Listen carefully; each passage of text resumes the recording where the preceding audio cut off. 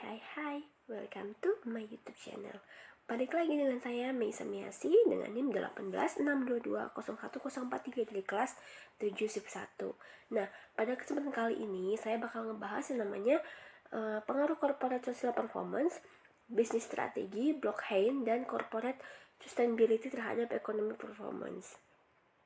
Nah, yang pertama, apakah yang menjadi motivasi? Isu, riset gap, atau fenomena yang terjadi sehingga memicu penelitian ini. Motivasinya, dalam era perekonomian pasar seperti sekarang ini, persaingan bisnis di Indonesia telah mengalami.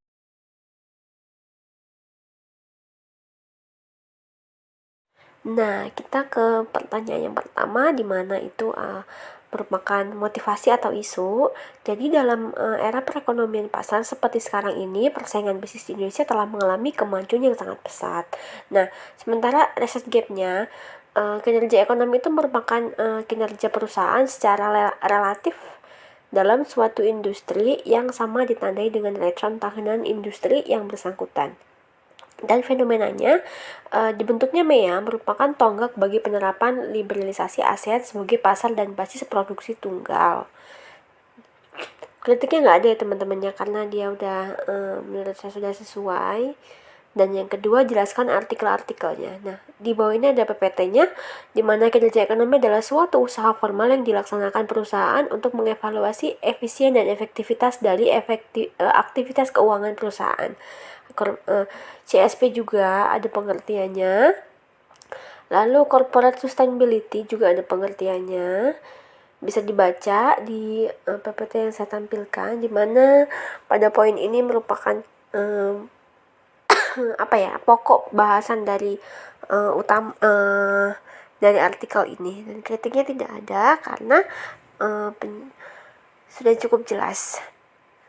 Lalu yang ketiga, pembaruan novelty dari penelitian. Adanya sebuah hubungan antara CSP pada kinerja ekonomi yang apabila perusahaan telah mengungkapkan corporate social performance dalam laporan tahunan perusahaan. Dan kritiknya, peneliti sudah cukup menjelaskan secara jelas novelty penelitiannya. Jadi secara tidak langsung itu untuk menurunkan kepercayaan investor untuk menanamkan modal di perusahaan, jadi untuk meyakinkan para investor lah ya, kurang lebihnya seperti itu. Kita ke pertanyaan yang selanjutnya,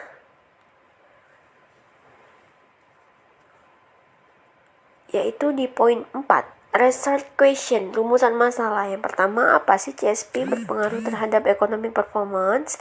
Apakah bisnis strategi berpengaruh terhadap economic performance? Apakah blockchain berpengaruh terhadap economic performance? Apakah corporate sustainability berpengaruh terhadap economic performance? Kritiknya tidak ada kritik karena peneliti sudah cukup menjelaskan.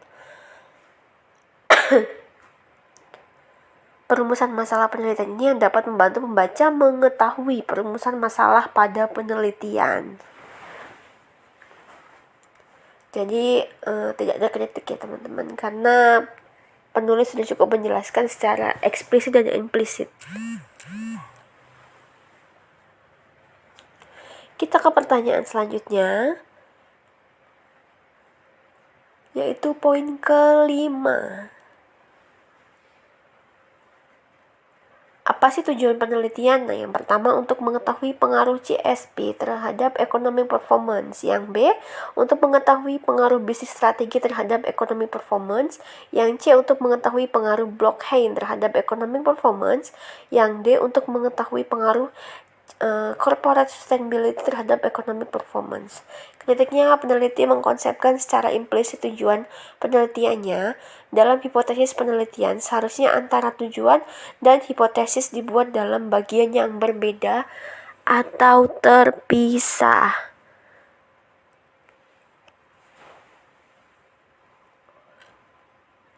Iya, kurang lebihnya seperti itu. Jadi untuk mengetahui lah apa pengaruh-pengaruhnya terhadap perekonomian, khususnya dalam economic performance. Lalu kita ke pertanyaan yang selanjutnya, yaitu poin ke-6. Apakah kontribusi dari penelitian ini? Nah, kontribusinya adalah dalam studi ini peneliti fokus menjelaskan hubungan CSP, bisnis strategi, blockchain, dan corporate sustainability terhadap economic performance. Nah, lalu peneliti juga membandingkan hasil penelitiannya dengan peneliti sebelumnya bahwa variabel bisnis strategi berpengaruh positif dan CSP, blockchain, corporate sustainability tidak berpengaruh.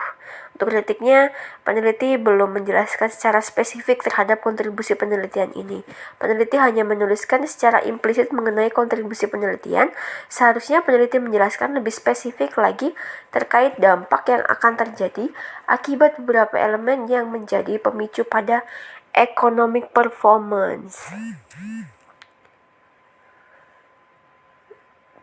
Kurang lebihnya seperti itu. Jadi ya kurang lebihnya seperti itu ya. Lalu kita ke pertanyaan yang ketujuh. Apakah grand theory yang digunakan dalam penelitian ini? Nah, yang pertama ada stewardship theory, lalu ada positive accounting theory, ada stakeholder theory. Untuk pengertiannya ada di PPT-nya, di mana secara ringkasnya adalah stewardship theory itu berdasarkan teori psikologi, sementara positive accounting theory itu menjelaskan sebuah proses yang dapat menggunakan kemampuan, pemahaman, dan pengetahuan. Lalu yang stakeholder itu merupakan teori yang menggambarkan kepada pihak mana saja perusahaan bertanggung jawab. Nah, untuk kritiknya, tidak ada kritik pada poin ini. Peneliti sudah cukup menjelaskan grand teori yang digunakan dalam penelitian. Jadi sama-sama saling berkaitan karena memang digunakan dalam sebuah penelitian sangat penting ya teman-teman. Ada teori apa aja sih yang digunakan? Lalu kita ke pertanyaan yang ke-8. Nah, jelaskan keterkaitan grand teori yang digunakan dengan penelitian yang sedang dilakukan.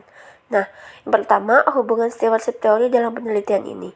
Pada ekonomi performance, yaitu manajer termotivasi untuk oleh tujuan individu, melainkan pada sasaran hasil utama mereka untuk kepentingan organisasi.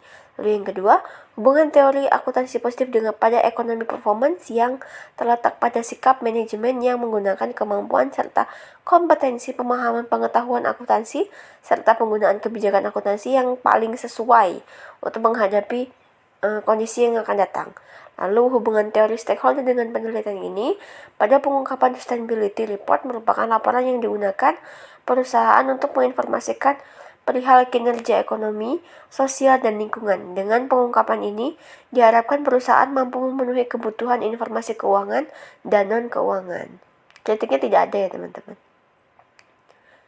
Lalu yang ke-9, gambar kerangka konseptual. Ada GSP, ada corporate sustainability, di mana pusatnya adalah economic performance. Lalu ada juga bisnis strategi dan yang lainnya. Nah, kritiknya tidak ada karena peneliti tidak menggambarkan kerangka konseptual. Variabel dikenali secara implisit. Jadi kerangka konseptual itu di atas itu adalah hasil penelaahan dari reviewer. Jadi bisa dilihat ya hasil dari reviewer lah, kurang lebihnya seperti itu.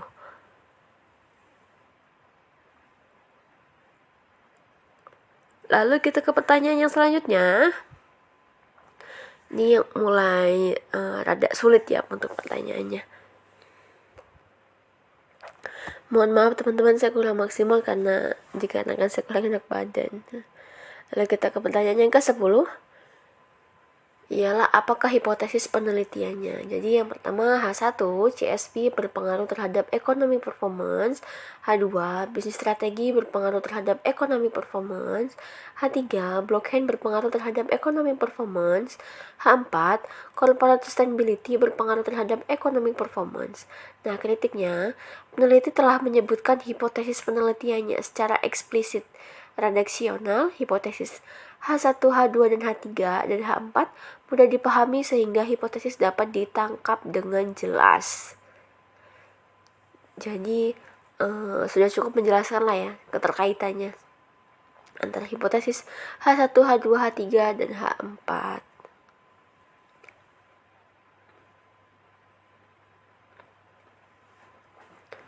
Lalu kita ke pertanyaan yang selanjutnya. Itu di poin 11.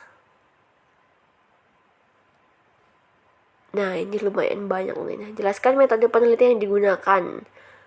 Rancangan penelitian, definisi operasional variabel dan pengukurannya, teknik penarikan sampel, unit analisis jenis data yang digunakan, uji kelayakan model, dan uji metode analisis data. Rancangan penelitian. Nah, penelitian ini menggunakan pendekatan kuantitatif. Sementara definisi operasional variabel dan pengukurannya. Variable dependent economic performance dipresentasikan dengan ukuran market based variable independent, di mana ada corporate social performance X1, bisnis strategi X2, block hand X3, C corporate sustainability X4. Nah, kritiknya, peneliti menggambarkan pendekatan penelitian yang digunakan secara implisit, sedangkan operasional variabel dan pengukurannya tidak pengukurannya telah dijelaskan secara eksplisit dan detail. Kurang lebihnya seperti itu. Nah, kita ke pertanyaan ke-12, di mana jelaskan persamaan regresi yang digunakan untuk pengujian hipotesis penelitian ini. Rumusnya bisa dilihat, ada it a plus, gimana ini bacanya ya, pokoknya kurang lebih seperti itulah ya teman-teman. Jadi kritiknya tidak ada, karena pada poin ini peneliti sudah cukup menampilkan persamaan regresi dalam penelitian ini. Nah, lalu ke pertanyaan ke-13, jelaskan pembahasan hasil penelitian, statistik deskriptif, hasil uji kelayakan model, dan uji hipotesis. Nah, statistik deskriptif ada SCP, CSP, BS, BC, dan CS. Nah, statistik deskriptifnya bisa dilihat juga di gambar, di mana ada mean, median, maksimum, minimum, STDF, skewness, kurtosis, Cerqueira, probability. Untuk kritiknya, peneliti sudah cukup menampilkan hasil data penelitiannya, jadi bukan hasil dari penelaahan reviewer, karena sudah cukup dijelaskan secara eksplisit dan implisit.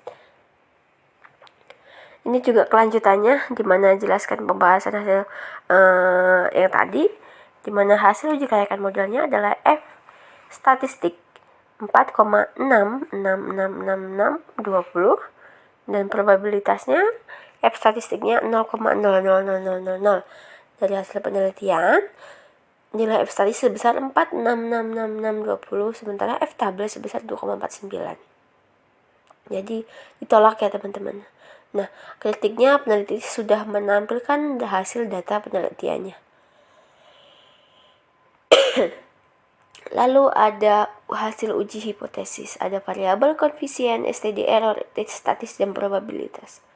Dari hasil perhitungan di atas dapat dilihat bahwa keempat variabel di atas, yaitu CSP, ternyata sinkron ya. Lalu kita ke pertanyaan yang terakhir, atau kesimpulan lah ya, kesimpulannya. Jadi simpulannya itu, variabel corporate social performance dalam penelitian ini tidak memiliki pengaruh terhadap economic performance. Lalu yang variabel bisnis strategi dalam penelitian ini memiliki pengaruh terhadap economic performance pada perusahaan manufaktur yang terdaftar di BEI. Variabel black hand dalam penelitian tidak memiliki pengaruh terhadap economic performance pada perusahaan manufaktur yang terdaftar di BEI. Variabel corporate sustainability dalam penelitian ini tidak memiliki pengaruh terhadap economic performance pada perusahaan manufaktur yang terdaftar di BEI. Kritiknya tidak ada, peneliti sudah cukup menjelaskan mengenai kesimpulan. Baik, saya rasa cukup video saya sampai di sini. Apabila ada kesalahan dalam pengucapan kata atau ada materi yang kurang dipahami, saya mohon maaf, karena kesempurnaan hanya milik Allah Subhanahu wa Ta'ala. Saya akhiri, wassalamualaikum warahmatullahi wabarakatuh.